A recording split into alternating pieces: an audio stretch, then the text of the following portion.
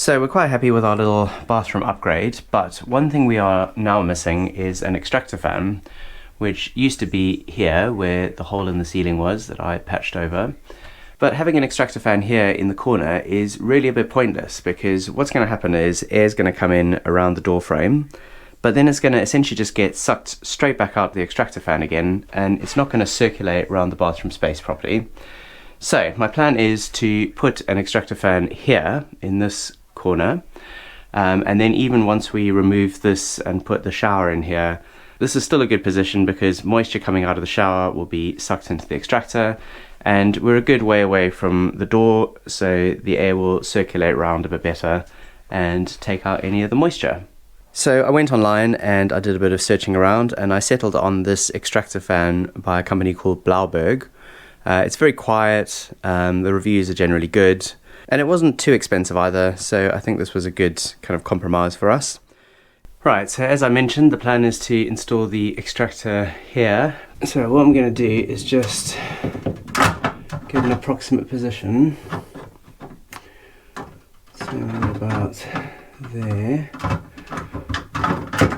And then just mark it out on the ceiling. Right, so just going to drill a little pilot hole here using a masonry bit.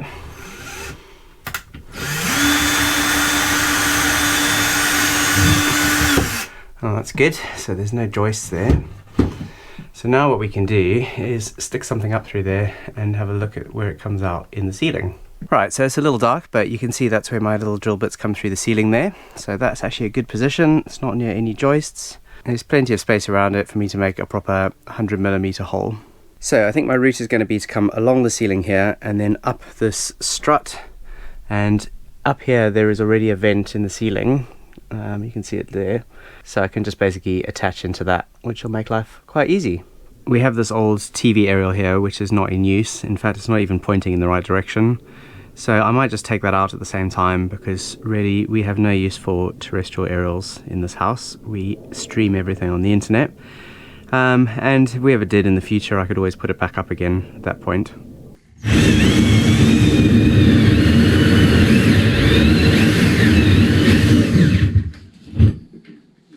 Right, we've made a hole in the ceiling, and we can now fit the fan in there. What we need to do though is drill another small hole around here, and that's going to be for the cables to run through the ceiling. And then we can basically get all of this fitted and secured in place.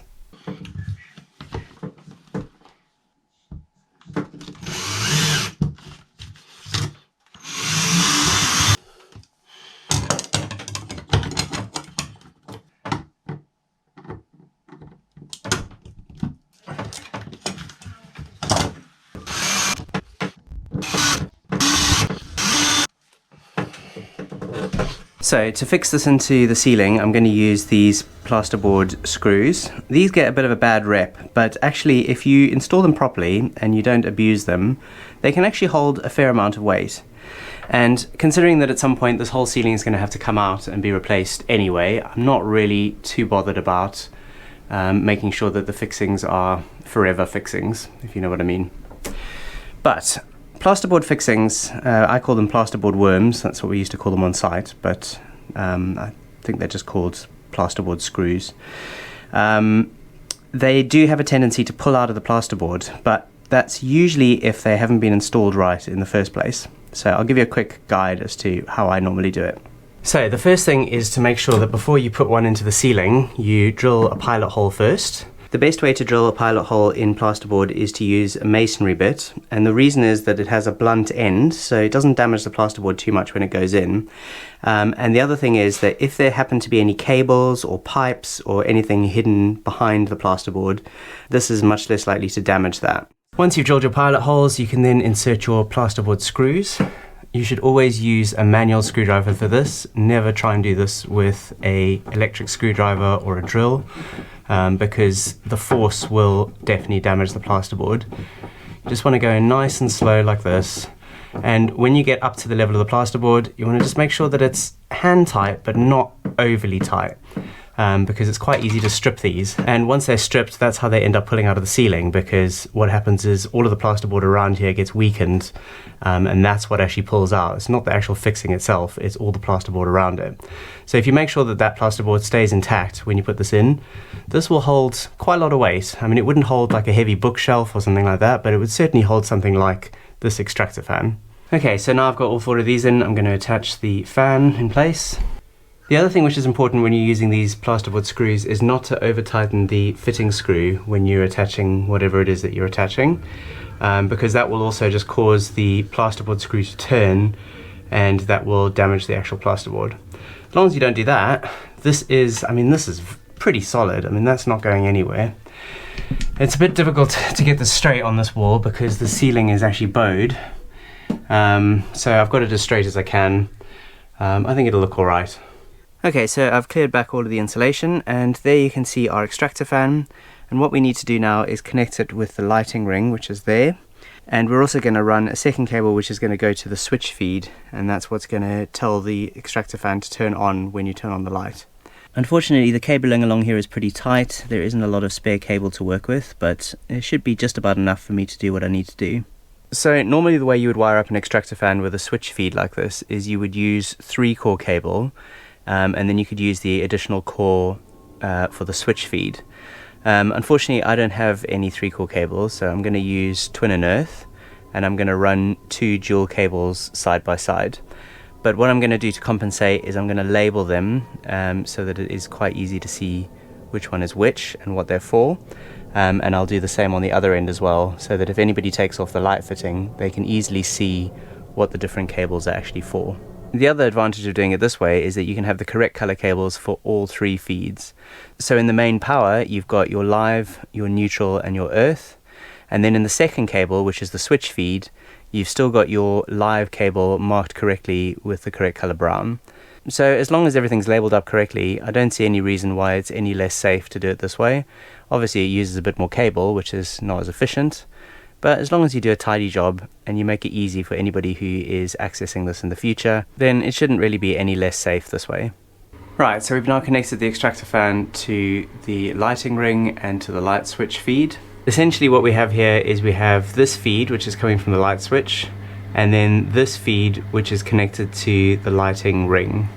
So this power is constant, and this power is switched whenever the light switch is on. And I've labeled it so that anybody coming in here in the future will be able to tell what's going on here. And there is also an earth connection which doesn't connect up here, but basically I've just left it coiled inside there and I've connected all of the cables together. So if there ever was some kind of a fault with any of these cables, we get a short to earth and it should trip the power. Right, so I forgot that with this fan there is actually this back plate thing which is just made out of foam, and that's supposed to go up against the ceiling, and then the fan's supposed to go on the top of that. I think that will reduce the amount of vibration and should hopefully make the fan a bit quieter. So I've pulled everything out again, and I'm now going to reinstall it with this little sheet, and we'll see if it makes a difference. Well, that was about half an hour's work to do all that again, and I can't really say that it's all that much quieter. So if you forget to do this and you're doing this job, I would say don't bother. But anyway, peace of mind, I suppose. Okay, well, that's everything installed. Everything seems to be working correctly, and now I just need to install the ductwork in the loft. I have to be honest, I'm a little bit disappointed with how loud it is. The claim on the website was that it's whisper quiet. I'm not sure I would call this a whisper. Perhaps a very loud whisper right in your ear, perhaps. Yeah, I mean, it just sounds like an extractor fan, to be honest. But I suppose better than having damp problems in the bathroom, so yeah, it's a necessary evil if you have no windows. Okay, so now it's time to think about the route that the ducting is going to take. So essentially it's going to come out of the extractor, along here, and then up the strut here. And what I'm hoping to do is attach it to this old flue pipe, which is still in the roof. I've already cut it down. That piece there was at the bottom of it before, but obviously we don't want it hanging right down into the space. So I just cut it a bit smaller, and hopefully we can just attach our ducting to that, and then it can vent straight out of the top of the roof. Right, so the components that I'm going to use, I've got this one-way valve thing. These are just connectors. They're essentially the same thing as this, but they just don't have the valve in the middle. But they're useful for connecting bits of pipe. And then I also have this flexible tubing. This is 10 meters maximum, but obviously you can expand or contract it as needed. And this also goes into these connectors quite easily at the ends. And by a little stroke of luck, these connectors also just happen to fit perfectly into this old flue here. I will need to seal around the outside with metal ducting tape, but that's fine, I've got some of that. So that will just give a perfect point for the end of the duct to join onto, which is brilliant. Okay, so I've now connected up the flexible pipe to where it exits the roof. I've just basically secured it in place with these brackets. These bits of wood are just some offcuts that I had so that I could secure them to the roof trusses. And then the next thing is to install the one-way valve, and we'll connect that up to the extractor fan. The one-way valve is pretty basic. It's just a gravity design, and basically when the wind blows against the back of it, it keeps it shut, but when the wind blows from this side, then it opens. So it basically is supposed to stop backdrafts from coming back down the pipe. It's not perfect. I mean, it doesn't make a perfect seal, but it'll certainly help, especially when it's really cold. So what I've done is I've just basically installed it into the end of the flexible pipe. I've made sure that this can still open, doesn't get caught on the pipe at all, so that's fine. And then I'm basically just going to secure it in place with this clip that I've got down here. One note to make with these valves is that they have to be installed the right way up, because if you install them upside down, then they will just stick open like this, which obviously is no use at all. So they have a little mark at the top. It's a bit difficult to see on camera, but there's like a little notch here, and that's supposed to keep you orientated so that you know when it's the correct way up.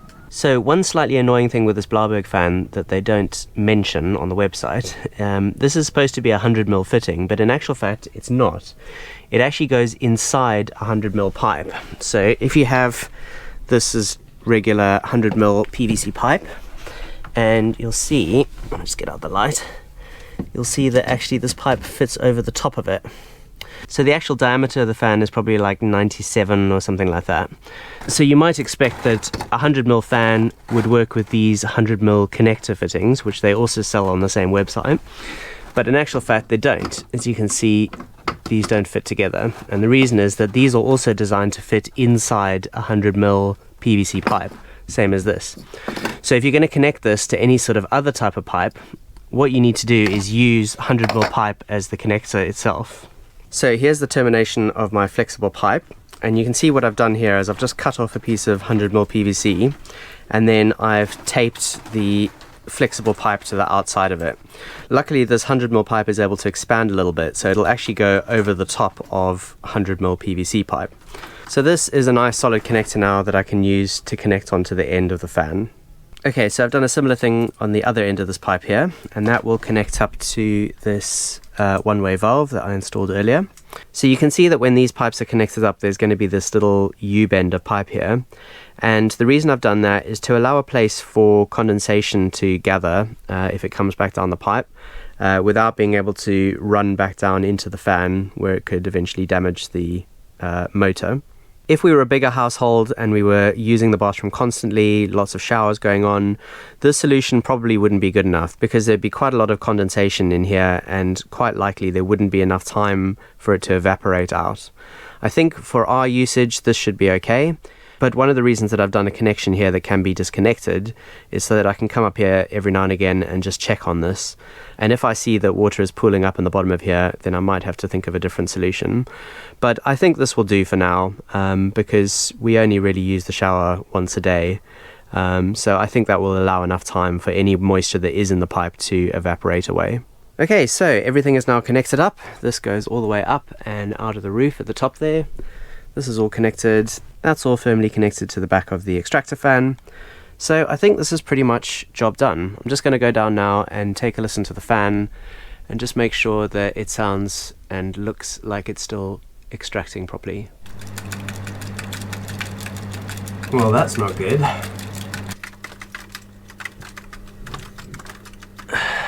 Very strange. So I better pull this off and see what's going on. Okay, well it actually turned out to be a pretty easy problem to solve. The back of the fan has this little clear plastic thing on it, which I think is designed to stop moisture coming back down the fan when it's off. And one of the sides of it had come loose, so it was just flapping around inside there. Alright, that's much better. Nice and quiet. Good suction on that still. And all of that air is now going straight out of the property instead of getting trapped in the roof. So, amazing. So, all installed and working, so I think that is job done.